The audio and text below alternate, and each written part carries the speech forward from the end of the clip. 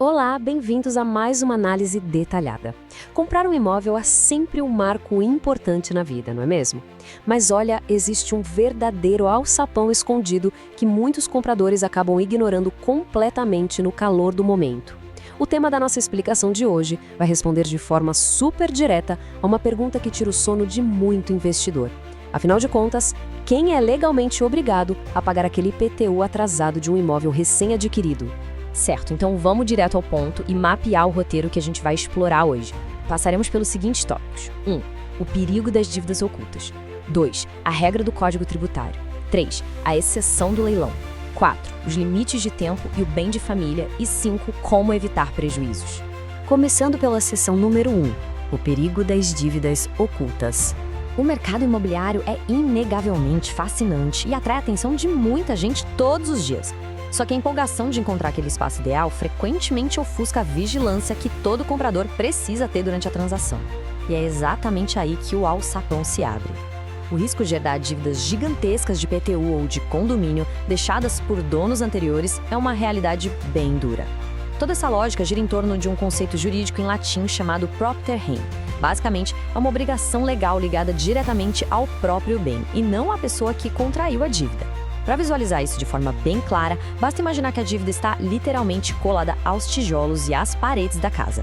Isso significa que, independentemente de quem gerou o débito lá atrás, quem adquire a propriedade hoje assume imediatamente esse fardo financeiro perante a lei. Avançando para a seção 2, a regra do Código Tributário. Para entender por que essa transferência de responsabilidade acontece com tanta força, a gente precisa olhar de perto a mecânica dos códigos legais que governam o repasse de propriedades aqui no Brasil. A espinha dorsal dessa regra é o artigo 130 do Código Tributário Nacional, o famoso CTN.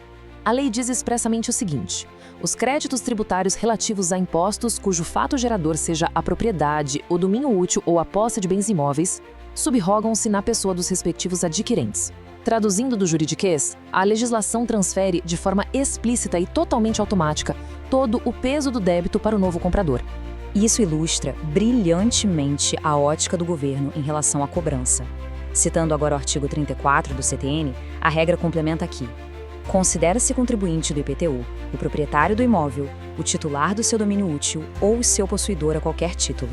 Isso deixa muito, mas muito evidente quem o poder público enxerga como responsável por colocar a mão no bolso e pagar o imposto naquele exato momento. A pessoa que detém a posse atual do imóvel. Simples assim. Mas o perigo vai além dos impostos da prefeitura. Dando uma olhadinha agora no artigo 1345 do Código Civil, a gente comprova que essa mesma transferência de responsabilidade super perigosa também afeta as taxas de condomínio atrasadas. A lei dita que o adquirente de uma unidade responde diretamente pelos débitos do antigo dono em relação ao condomínio. E atenção a este detalhe: essa cobrança inclui todas as multas de juros moratórios acumulados ao longo dos anos. É um pacote completo que chega de surpresa. E bem no meio dessa explicação, pedimos que o like seja deixado, que haja inscrição no canal, além de comentários e compartilhamentos. Esse apoio é absolutamente essencial para que mais análises detalhadas e importantes continuem chegando a quem busca conhecimento de qualidade. Chegamos à seção número 3, a exceção do leilão. Agora, o que é realmente interessante sobre este slide é que, felizmente, existe uma brecha enorme e legalmente embasada dentro de todo esse sistema rígido. É a forma pela qual um comprador consegue ficar imune a esses débitos antigos. As diferenças são cristalinas. Em uma compra e venda tradicional, o novo proprietário herda um risco gigantesco ao assumir os débitos anteriores caso não tome precauções. Por outro lado, a aquisição feita através de um leilão judicial oferece uma verdadeira página em branco. O arrematante recebe o imóvel completamente livre e desimpedido das dívidas tributárias do passado. A fundamentação jurídica que garante essa segurança impecável está no parágrafo único do artigo 130 do CTN. O texto estabelece que, no caso de arrematação em asta pública, a subrogação ocorre sobre o respectivo preço. O que isso quer dizer na prática? Que o próprio dinheiro pago no lance vencedor já é usado para quitar as dívidas, de modo que o novo dono saia ileso, sem carregar qualquer fardo tributário anterior à data do leilão. É uma baita vantagem. Passando para a seção 4, os limites de tempo e o bem de família. Entrando nessa parte da análise, é vital ficar de olho no relógio legal. Há prazos estritos para cobrança, mas também há um risco extremo verdadeiramente devastador. para quem decide ignorar essas dívidas na esperança de que elas desapareçam sozinhas. Esse cronômetro da justiça é definido pelo artigo 174 do CTN. Ele explica que a ação para a cobrança de um crédito tributário prescreve em exatamente 5 anos. Ou seja, existe um estatuto de limitações, um tempo limite para que a prefeitura inicie a execução fiscal e cobre a dívida judicialmente. No entanto, se o processo de cobrança for iniciado a tempo, as consequências podem ser dramáticas. É fundamental citar aqui o artigo 3º, inciso 4º, da Lei nº 8.009 de 1990. Este artigo revela o fato chocante de que a impenhorabilidade do bem de família simplesmente não se aplica quando a dívida é do próprio IPTU. Resumindo a ópera, até mesmo a residência principal, mesmo que seja a única moradia de uma família, pode sim ser penhorada e levada a leilão para saldar essas dívidas. E isso nos leva à seção 5. Como evitar prejuízos?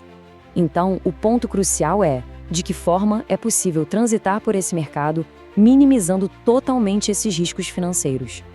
O foco agora passa a ser a implementação de estratégias de prevenção. Para adquirir um imóvel com segurança, existem 3 passos exatos que funcionam como um verdadeiro escudo legal contra débitos invisíveis. Passo 1. Sempre solicitar as certidões negativas de débitos tributários e condominiais antes do fechamento do negócio. Passo 2. Incluir cláusulas de proteção muito claras no contrato de compra e venda, determinando a responsabilidade do vendedor sobre débitos anteriores à posse. E o passo 3, registrar a compra no cartório de imóveis imediatamente. É isso que garante a segurança jurídica da transmissão. Ao final desta jornada, uma grande conclusão se destaca. O conhecimento é, sem dúvida, o melhor e mais seguro investimento no mercado imobiliário. Agradecemos imensamente a companhia de quem acompanhou a explicação até aqui. Fica a recomendação para que explorem o canal. Lá tem vários vídeos sobre direitos jurídicos que foram feitos justamente para tirar dúvidas sobre esse e outros assuntos. Lembrando as bases que vimos hoje: os artigos 130, 34 e 174 do CTN, o artigo 1345 do Código Civil e o artigo 3º da Lei 8.009. E olha, nos comentários tem um link de contato de um advogado caso alguém precise de apoio profissional. Um excelente dia, um até logo e que as negociações futuras sejam muito seguras.